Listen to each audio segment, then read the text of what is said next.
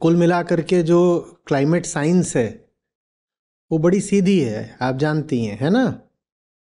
Carbon dioxide जो है बहुत कम छोटे अनुपात में रहती है वातावरण में। मिलियन पार्ट्स में, 10 लाख पार्ट्स में 280 पार्ट्स, 280 हिस्सा उसको होना चाहिए। इतना ही होना चाहिए। इतने में जो पूरी पृथ्वी की सामान्य व्यवस्था है वो मज़े में चलती है। ठीक है, वो उससे बहुत बढ़ गई है, बहुत बढ़ गई है। वो उससे 70-80% बढ़ गई है। अभी 430-440 ppm हो रही होगी। ये है कुल मिलाकर के। अब ये क्यों बढ़ गई है? वो इंसान के कारण बढ़ गई है, वो हमारी हरकतों से बढ़ गई है। हमने ही कार्बन डाइऑक्साइड और जो कार्बन डाइऑक्साइड इक्विवेलेंट गैसेस होती हैं, जो ग्रीन हाउस गैसेस होती हैं, जैसे मीथेन हो गई, हमने ही उनका उत्सर्जन करा है। हम ही ने उनको अपनी हरकतों से हम ही उनको और ज़्यादा एमिट रिलीज करते जा रहे हैं, तो हमसे ही बढ़ गई हैं। तो कुछ करा नहीं जा सकता। मैं इसमें क्या बोलूँ, ऐसा थोड़ी है कि कोई बाहर से बहुत बड़ी चट्टान, कोई मीटेरॉइड, कोई एस्टेरॉइड आकर के पृथ्वी पर टकरा रहा है और हम बेबस हैं कि अब हम क्या करें, पृथ्वी से तो सारा जीवन विलुप्त हो जाएगा। डायनासोर हुए थे ऐसे विलुप्त, पता है ना। 1 किलोमीटरों लंबा एक आया था पत्थर, अंतरिक्ष में ऐसे करोड़ों पत्थर जो हैं वो तैर रहे हैं। वो भी एक तरह के सैटेलाइट्स हैं, वो भी अपना ग्रेविटेशनल फोर्सेस में इधर उधर भगते रहते हैं। तो वैसे ही बहुत बड़ा पत्थर आया था और वो आकर के पृथ्वी से टकराया और उससे इतनी धूल उठी और ऐसे भूकंप आए और ऐसी सुनामियाँ आई और वो जो धूल थी वो छा गई वातावरण में। उससे पूरे वातावरण का तापमान बदल गया, मौसम बदल गया, बारिश बदल गई, कि धीरे धीरे करके सब डायनासोर विलुप्त हो गए। उस पर हमारा कोई हक नहीं था, कोई अधिकार नहीं था, हम कुछ कर नहीं सकते थे। तो इसलिए मास एक्सटिंक्शन हो गया था। जब डायनासोर विलुप्त हुए थे तो अकेले वही नहीं हुए थे, उनके साथ न जाने कितनी प्रजातियां और उड़ गई थी। हम कुछ नहीं कर सकते थे तब। पर अभी जो हो रहा है उसमें हम कहेंगे हम कुछ नहीं कर सकते, तो ये बात अजीब सी है। हम कुछ नहीं कर सकते माने क्या? हम ही ने तो सब कुछ किया है। ये सब करतूत और किसकी है? कार्बन डाइऑक्साइड को 280 ppm से 440 ppm और कौन लेके आया है? खरगोश, हिरण, गाय, चीता, स्वयं पृथ्वी, समुद्र, पहाड़, नदियां? नहीं, इन्होंने कुछ नहीं किया। भुगत ये रहे हैं पर इन्होंने कुछ नहीं किया है। ये तो हम हैं, अनूठी प्रजाति जो अपने घर को ही जला सकती है और अपने आप को कहती है द मोस्ट इंटेलिजेंट क्रिएचर। आपने इतनी प्रजातियां हुई हैं पृथ्वी पर, इतनी, उसमें से किसी को ऐसा देखा कि वो अपने ही घर को आग लगा दे? सिर्फ मनुष्य अभागा आज तक ऐसी प्रजाति निकला है जिसने अपना ही घर बर्बाद कर दिया हमेशा के लिए, और वो अपने आप को क्या बोलता है? बुद्धिमान प्राणी, the best output of evolution. हम ये सब बोला करते हैं अपने आप को। द वाइज मैन, हम, हमारे पास विजडम है, इंटेलिजेंस है, हम ये सब बोला करते हैं। शेर, चीते, खरगोश, गाय, बकरा, इनके पास कुछ नहीं है, ये तो ऐसे ही पागल है, मैंने काट के खा जाएंगे, हम होशियार हैं। वो जैसे भी है, उन्होंने पृथ्वी नहीं खा ली। तुम ऐसे हो, तुमने पृथ्वी माने अपना ही घर खा लिया। तुमने अपने बच्चों के लिए, आपने जैसे उद्धृत किया था कोर्ट में कि we are living a hellish earth for the future generations, तुमने अपने ही बच्चों के लिए नर्क तैयार कर दिया है। तुम वो प्रजाति हो इंसान और अपने आप को इंटेलिजेंट बोलते हो। जो क्लाइमेट साइंस है वो तो बहुत सीधी है। Carbon dioxide green house gas होती है। ग्रीन हाउस गैस का मतलब क्या होता है कि जो रेडिएशन आता है उसको एब्जॉर्ब कर लेती है। जो कार्बन डाइऑक्साइड का मॉलिक्यूल है ना, जो सूरज से आ रहा है रेडिएशन, जो फोटॉन्स आ रहे हैं, उसे एनर्जी एब्जॉर्ब कर लेता है। तो वो 280 ppm तक वो फायदे की बात होती है, क्योंकि वो ना एब्जॉर्ब करे तो जितनी आई थी उतनी सब वापस भी चली जाएगी और पृथ्वी बहुत ठंडी हो जाएगी। सूरज ने रेडिएशन ही तो भेजा है। अब रेडिएशन को आप बक्से में बंद करके तो रख नहीं सकते। रेडिएशन अगर आया है जैसे, तो वैसे ही वापस भी चला जाएगा। स्पेस से आया है, स्पेस में वापस चला जाएगा रेडिएशन। तो कार्बन डाइऑक्साइड का मॉलिक्यूल अपने आप में बढ़िया चीज होता है। वो पृथ्वी पर जीवन को कायम रखने में योगदान देता है 280 ppm तक। 280 ppm के आगे वो पृथ्वी पर जीवन समाप्त करता है, वो पृथ्वी का तापमान बढ़ा देता है। और जहाँ मैं कार्बन डाइऑक्साइड बोल रहा हूँ तो उसमें कार्बन डाइऑक्साइड जैसी दो चार और भी गैसेज होती हैं, नाइट्रोजन के भी कुछ ऑक्साइड होते हैं, और मीथेन तो हम जानते ही हैं। जो हाइड्रोजन का ऑक्साइड है, वाटर, वो भी ग्रीन हाउस गैस है। तो ये सब, इनको सबको कार्बन डाइऑक्साइड ही मानिए, सारी गैसेस को। तो ये तो हम ही ने रिलीज कर रखी हैं। और ये बात आपको पता है, हम कब से जानते हैं कि इन इन गैसों को वातावरण में डालने से हम बर्बाद हो रहे हैं? आप बताओ, हम कब से जानते हैं? अभी 10-20 साल से। ये सब आपको कम्युनिटी के लिए काम दे रहा हूँ कि इंसान को कब से पता है कि क्लाइमेट चेंज हो रहा है। हमें 1 दशक, 2 दशक, 3 दशक नहीं, हमें न जाने कितने दशकों से पता है कि क्लाइमेट चेंज हो रहा है, और हम कर रहे हैं। हमें पता है और हम करे जा रहे हैं।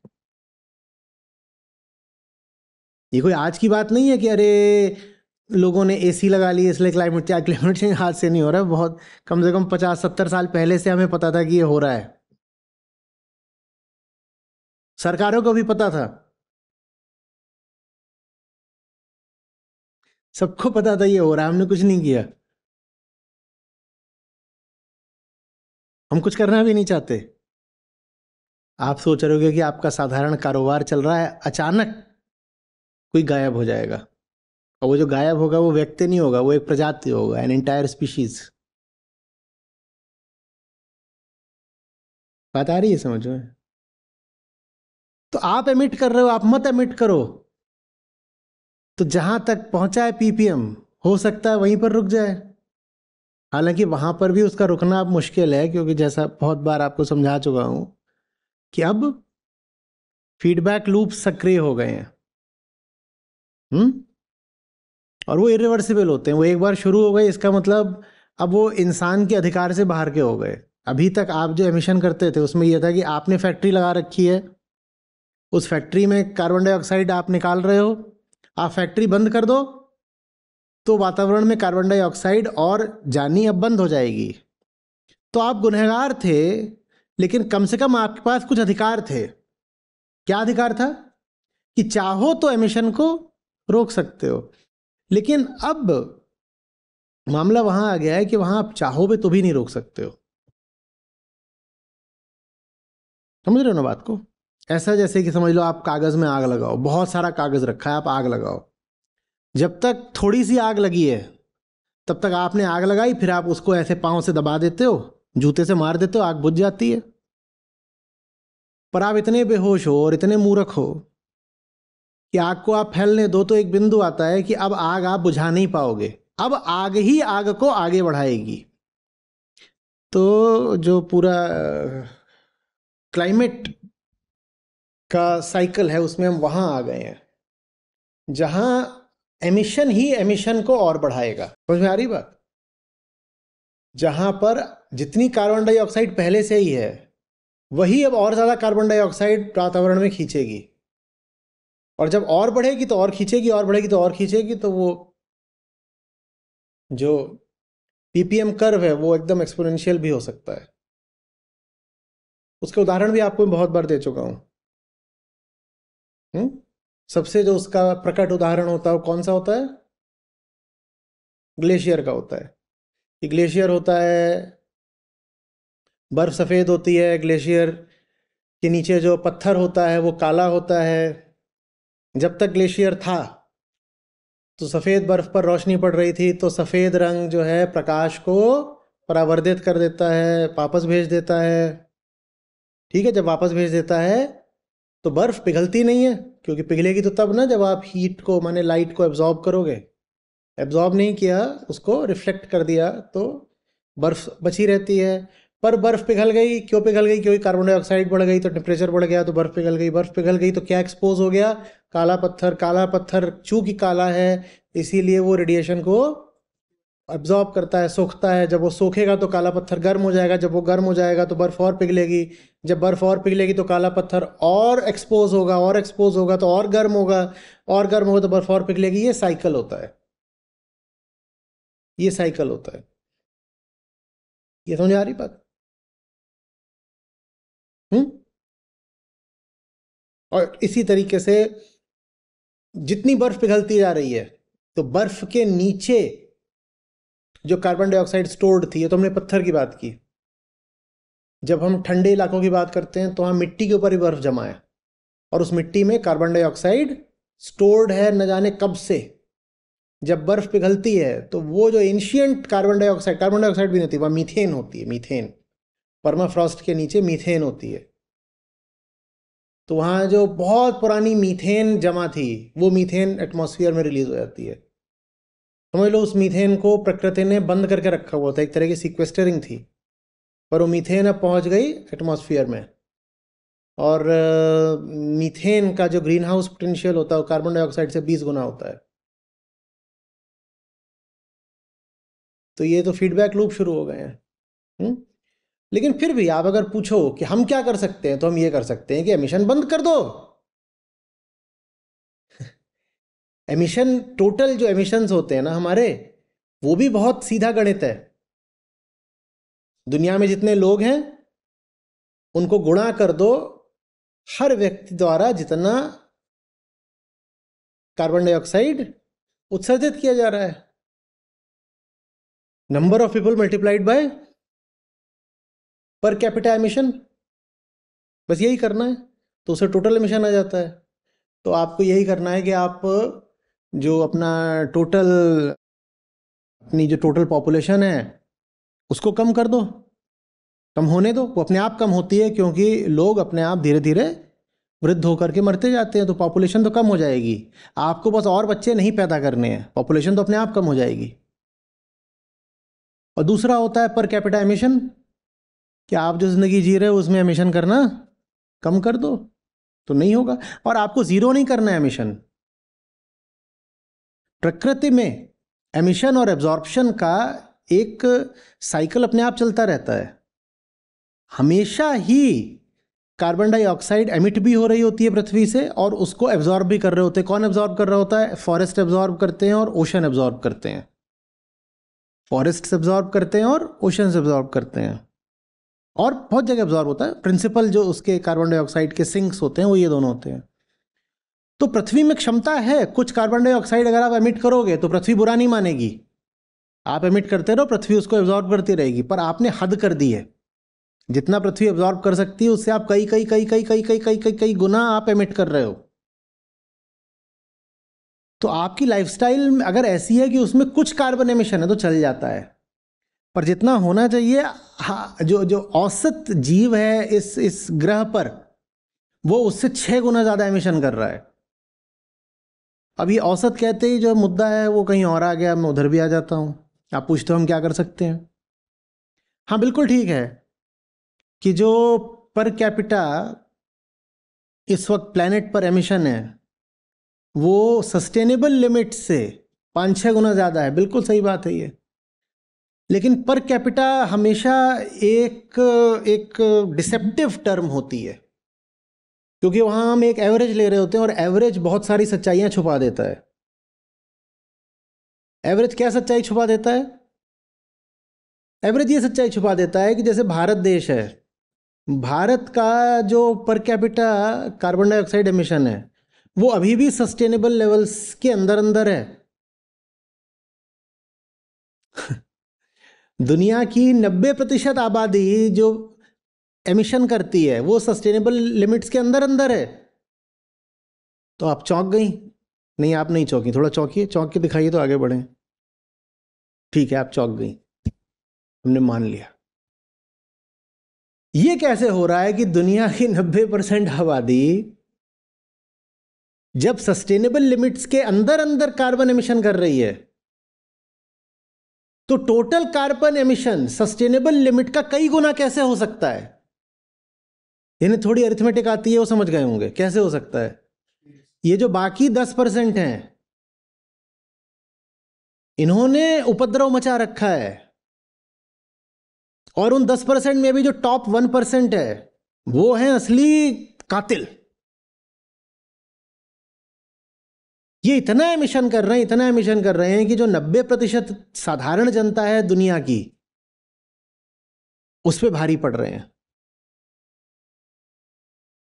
एक बिलियनियर 2 घंटे में अपने प्राइवेट जेट से उतना एमिशन कर सकता है जितना एमिशन करने में एक औसत भारतीय को हजारों साल लगेंगे अपनी औसत जिंदगी जीते जीते। जैसे आप बैठी हैं इधर, मैं बैठा हूं, हम हजारों साल में जितना कार्बन एमिशन करेंगे उतना एक अमीरजादा अपने प्राइवेट जेट या याट होती हैं उनके पास, उससे वो कुछ घंटों में कर देगा। तो ये हैं जिन्होंने एवरेज को इतना ऊपर टांग रखा है, आम आदमी ने नहीं टांग रखा। तो आप क्या कर सकती हैं? आपको तो छूट मिल गई कि आप तो बेगुनाह हैं, आपने तो कुछ किया ही नहीं, एमिशन आप तो कर ही नहीं रही। नहीं, एमिशन आप नहीं कर रही, पर आप एमिशन करवा रही हैं। आप एमिशन करवाने वाले लोगों की मददगार हैं। आपने उनको अपने मन पर चढ़ने की छूट दी है। वो आपके ही कंधों पर खड़े होकर के हमें इतने बड़े दिखाई देते हैं। आप ही उनका माल खरीदते हो, आप ही उनको आदर्श बनाते हो, आप उनके जैसा ही बन जाना चाहते हो। आप उन्हें मौका देते हो कि वो आपकी सरकारें बनवा दें पैसे दे दे करके, आप उन्हें मौका देते हो आपकी मीडिया पे कब्जा कर लें, और जब वो मीडिया पे कब्जा कर लेते हैं तो आप उसी मीडिया को देखते भी जाते हो। दुनिया भर की पूरी सोशल मीडिया बताइए कितने लोग कंट्रोल करते हैं, गिनिएगा।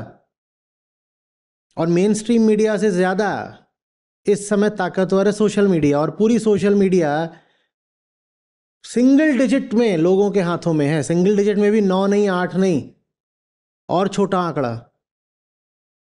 और ये लोग हैं जो अपने एल्गोरिदम्स के द्वारा तय करते हैं कि दुनिया क्या सोच रही है, आप क्या सोच रही हैं, क्या समझ रही हैं।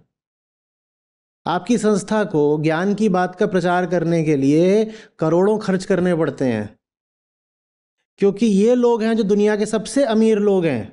इन्होंने अपने जानबूझ के एल्गोरिदम ऐसे सेट करे हैं कि सिर्फ कंजम्पशन वाली टिटिलेटिंग बातें जो तुरंत आपको डोपामीन हाई देती हैं, वो बातें, मिनट की, 2 मिनट की छोटे छोटे वीडियोस, यही हैं जो उनका एल्गोरिदम लगातार आगे बढ़ाता रहता है।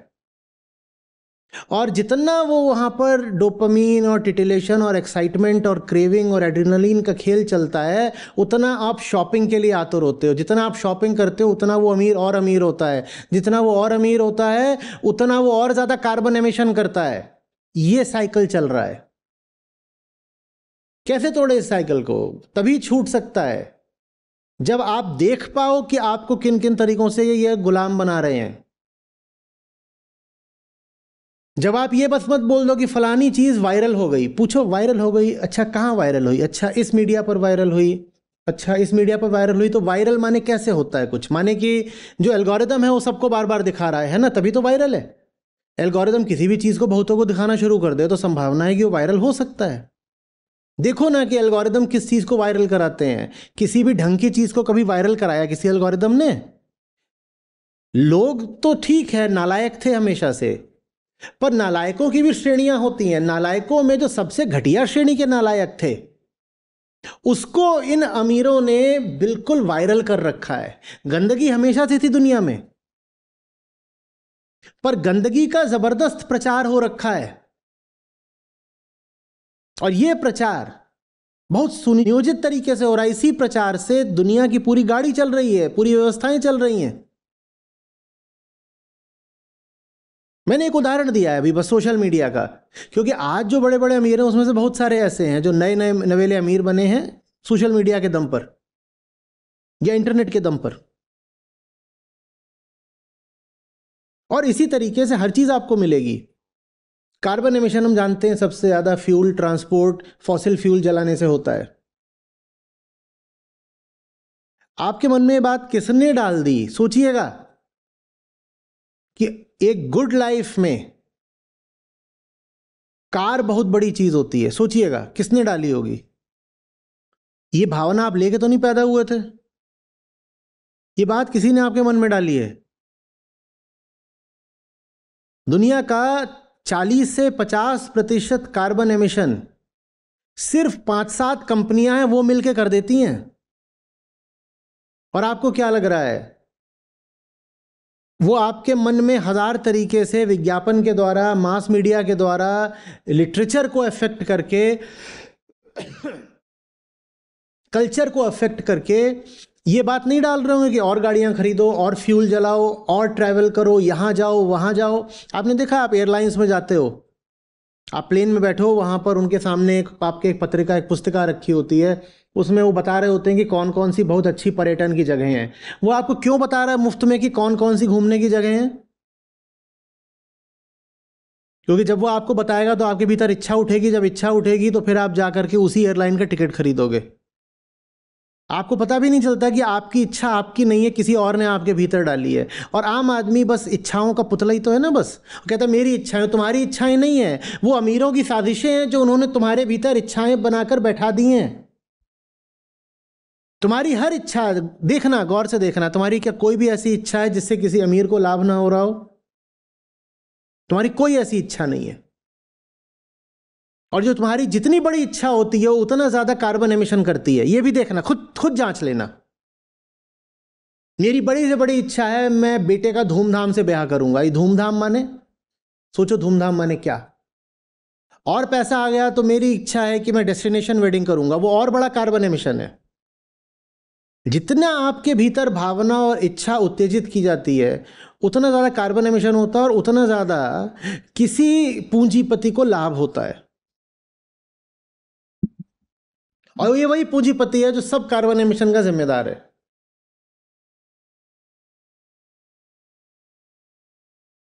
अब मैं यहां पर कोई एंटी कैपिटलिस्ट बन के नहीं बोल रहा हूं, मैं तो बहुत सीधे सीधे आध्यात्मिक दृष्टिकोण से बोल रहा हूं। भाई, लालच बुरी बलाए, बहुत सीधी सी बात है। भगवत गीता षड रिपु बताती है, षड रिपु में लोभ, मात्सर्य, मद, यही सब तो हैं जिनसे क्लाइमेट चेंज हो रहा है। और क्या है? आप एक कंपनी चलाते हैं, कोई अपर लिमिट है आपके पास कि भाई मैं बस इतना जिस दिन टर्नओवर कर लूंगा उसके बाद मैं नहीं बढ़ाऊंगा? कभी होता है क्या? तो आपको अगर कंटिन्यूसली अपना प्रॉफिट बढ़ाना ही है, टॉप लाइन भी बढ़ानी है, प्रॉफिट भी बढ़ाना है, मार्केट शेयर भी बढ़ाना है, तो आपको कंटिन्यूसली फिर पृथ्वी के रिसोर्सेज को जलाना भी पड़ेगा ना, नहीं तो आपका माल ऐसे ही तो तैयार हो नहीं सकता। एक एयरलाइंस अगर चाहती है कि उसका रेवेन्यू साल दर साल बढ़ता रहे, तो साल दर साल उसे अपने एमिशंस भी तो बढ़ाने पड़ेंगे ना।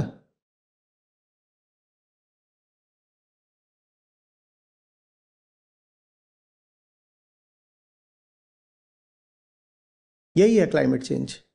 और ये रोकना बड़ा मुश्किल है अब, क्योंकि हम कहीं से कोई संकेत नहीं दे रहे कि हम जिंदगी की अपनी फंडामेंटल फिलॉसफी बदलने को तैयार हैं, कि हम अपनी मूढ़ता, अपने अज्ञान को साफ साफ देखने को तैयार हैं।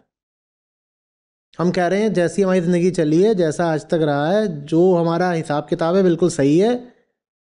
हमने जिस चीज़ को गुड लाइफ मान रखा है हम तो वो करेंगे ही करेंगे। तुम करो, मौज कोई और ले रहा है। मरेगा आम आदमी, मर रहा है। आप उत्तराखंड की बात कर रहे हैं, वहाँ पर क्या जो इलीट वर्ग है वो मरने गया था? वो थोड़ी मरता है कभी। गरीब मारा जाता है, आम आदमी मारा जाता है।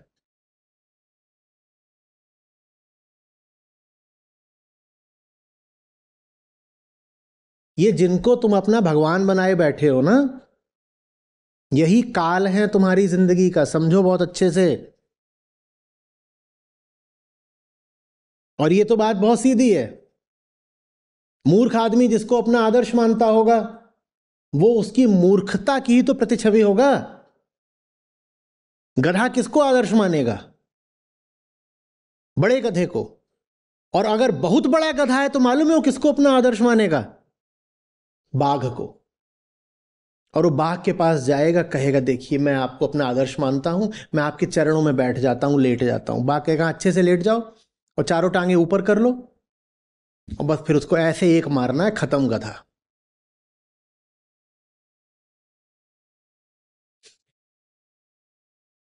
अच्छा, हर आदमी यही कहता है ना मुझे जिंदगी में तरक्की करनी है।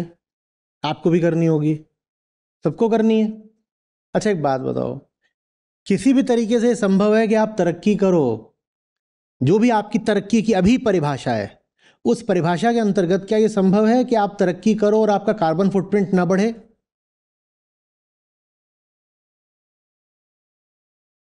आपने भी तरक्की करी होगी, पूरा मध्यम वर्ग तरक्की कर रहा है, पिछले 20 साल में आपके घर में भी तरक्की आई होगी। पहले घरों में जी। स्कूटर होता था, अब स्कूटर की जगह कार आ गई है। इतनी तरक्की तो सभी घरों में आ रही है, आई है। तो 20 साल पहले आपके जी। घर से जो कुल कार्बन एमिशन होता था, अब उससे ज्यादा होता है कि कम होता है? ज्यादा होता है। हाँ, और ये जो तरक्की की परिभाषा है ना, ये आपने खुद नहीं जानी है, ये आपके मन में ठूसी गई है कि यही तरक्की है। आपके लिए गौर से देखिएगा, खुद खुद परख के देखिएगा, तरक्की के आप जितने एलिमेंट्स गिना सकती हैं, उन सब एलिमेंट्स में कंजम्पशन शामिल है। और आप अगर कंजम्पशन करोगे तो कोई दूसरा होगा जो प्रोडक्शन कर रहा है और अपनी जेब भर रहा है। आपके लिए तरक्की का मतलब होता है अब मैं पहले से ज़्यादा कंज्यूम कर पा रही हूँ। ये डेफिनेशन आपके भीतर डाली गई है, इम्प्लांट करी गई है, क्योंकि जब ये डेफिनेशन डाली जाएगी तभी तो किसी का माल बिकेगा, और जितना उसका माल बिकेगा उतना वो और निरंकुश हो करके पृथ्वी को बर्बाद करेगा।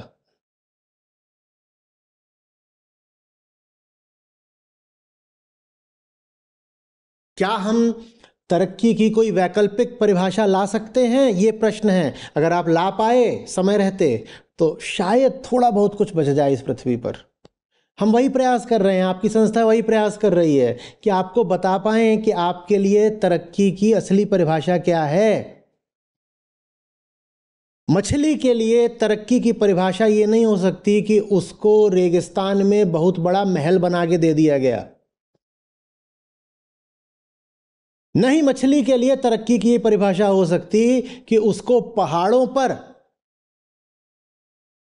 अब दौड़ने के लिए एक बड़ी साफ जगह दी गई है। आप हैं कौन, इससे तय होगा ना कि आपके लिए तरक्की क्या है। आप जानते ही नहीं आप कौन हो, तो मुझे अब उसी पुरानी घिसी पिटी बात पे आना पड़ेगा। आत्मज्ञान का अभाव ही क्लाइमेट चेंज है। आपको पता ही नहीं आप मछली हो। वो सब आपको रेगिस्तान में महल बेच रहे हैं और आप व्याकुल हुए जा रहे हो। पहली बात तो वो जो बेचने वाले उल्लू सीधा करके निकल जाएंगे। दूसरी बात, किसी कदर 1000 में से एक मछली ने रेगिस्तान वाला महल खरीद भी लिया तो अब वो अपने महल के भीतर तड़प तड़प के मरेगी। बिना ये जाने आप कौन हो, आपने अपनी तरक्की की परिभाषा निर्धारित कैसे कर ली? आपको कैसे पता तरक्की माने क्या? तो समझाने वालों ने कहा है कि पहले ये जानो कि तुम्हें वास्तविक तकलीफ क्या है। अपनी वास्तविक तकलीफ को हटाना ही तरक्की है। जब तुम्हें यही नहीं पता कि तुम्हारी सचमुच तकलीफ क्या है, तो तरक्की के नाम पे तुम कुछ उल जुलूल ही करोगे। कोई आदमी इतना पागल हो उसको यही ना पता हो कि दर्द उसकी कोहनी में हो रहा है, तो वो अपनी चिकित्सा के नाम पर कभी अपनी नाक में उंगली डालेगा, कभी आंख में मट्ठा डालेगा, कभी घुटने पे हथौड़ा मारेगा। तुम्हारी वास्तविक तकलीफ क्या है ये समझो और फिर तरक्की करो। और तरक्की का तब अर्थ होता है अपनी असली तकलीफ को हटाना। मछली की वास्तविक तकलीफ ये थी कि पानी गंदा हो रहा था, पर उसको पता ही नहीं कि मैं कौन हूं, मैं मछली हूं। ना उसको ये पता कि उसकी असली तकलीफ क्या है। उसको किसी ने आकर के रेगिस्तान में महल बेच दिया और उसने खरीद भी लिया और जिंदगी भर की वो पूंजी लुटा बैठी, और अब जाकर के वो तड़प तड़प के वहां बालू पर मर रही है। ये हमारी कहानी है, ये क्लाइमेट चेंज की कहानी है।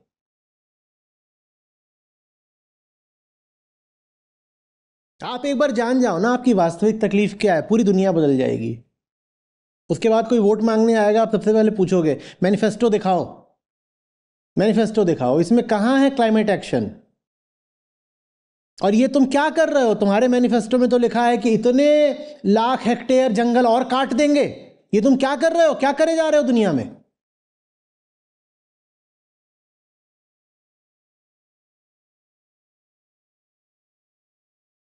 पर मछली को कोई आके बता देता है कि तू चमगादड़ है, मछली मान लेती है। मछली को कोई आके बता देता है तू चील है, वो मान लेती है। हम वो मछलियां हैं।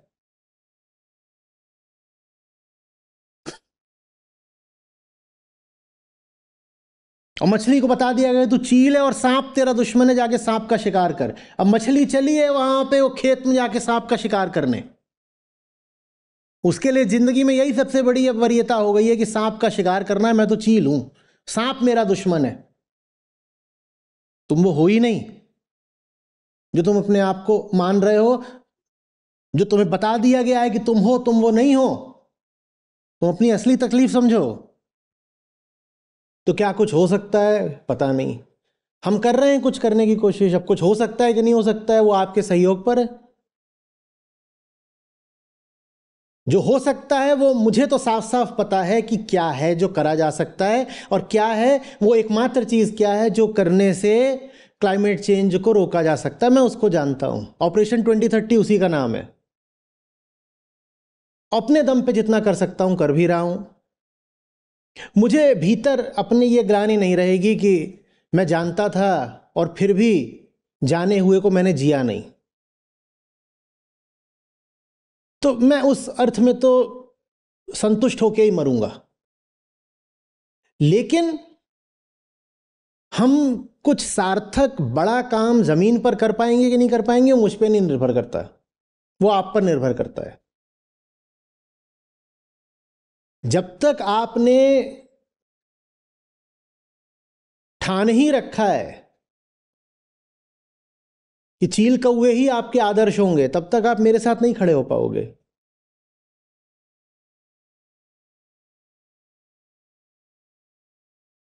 जब तक आप अपने परंपरागत अरमानों पर ही चलते रहोगे, तब तक आपको यही लगेगा कि ये तो आचार्य हमें हमारी अच्छी खुशहाल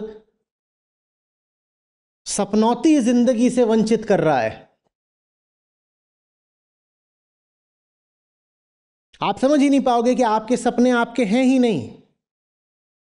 आपके सपने दूसरों द्वारा आपके ऊपर डाली गई जंजीरें हैं। मैं अगर आपको आपके सपनों की व्यर्थता दिखा रहा हूं तो मैं आपकी जंजीरें काट रहा हूं।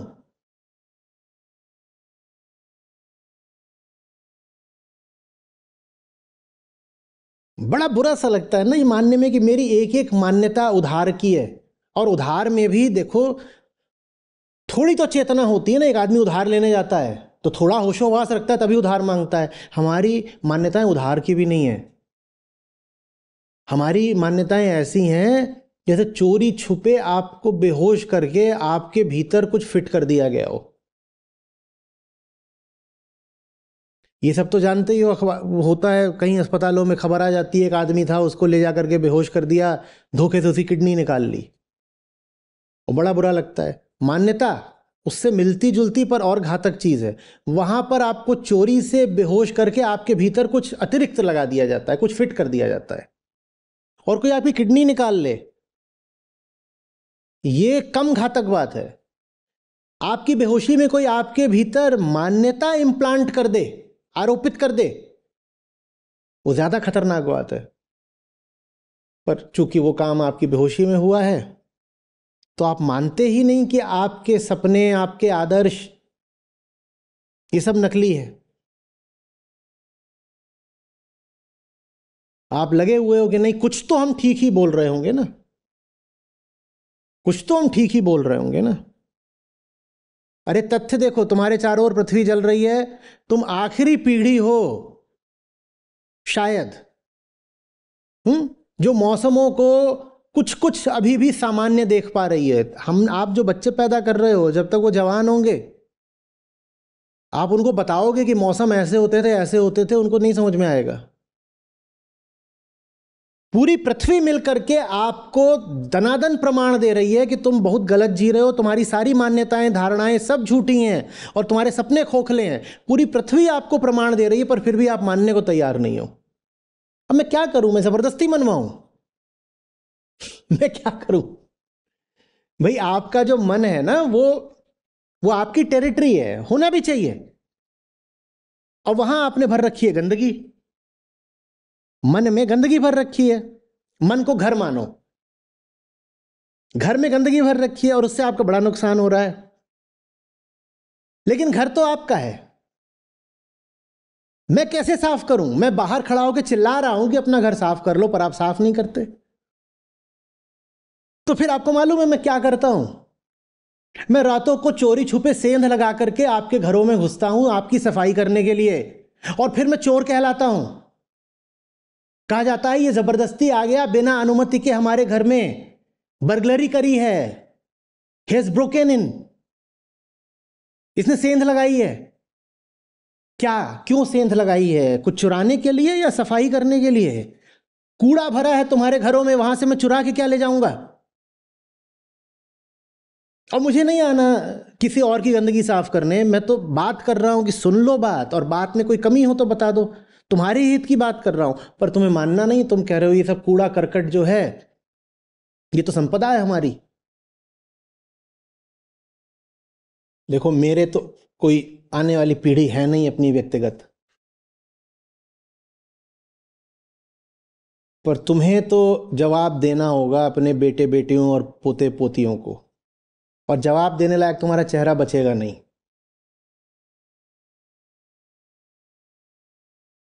ज्यादा नहीं, 10 20 30 साल बाद ही इतिहास तुमसे बहुत कड़ाई से और बहुत क्रोध के साथ सवाल पूछेगा कि सन 2025 में तुम क्या कर रहे थे जब पृथ्वी जल रही थी, और तुम्हारे पास कोई जवाब नहीं होगा।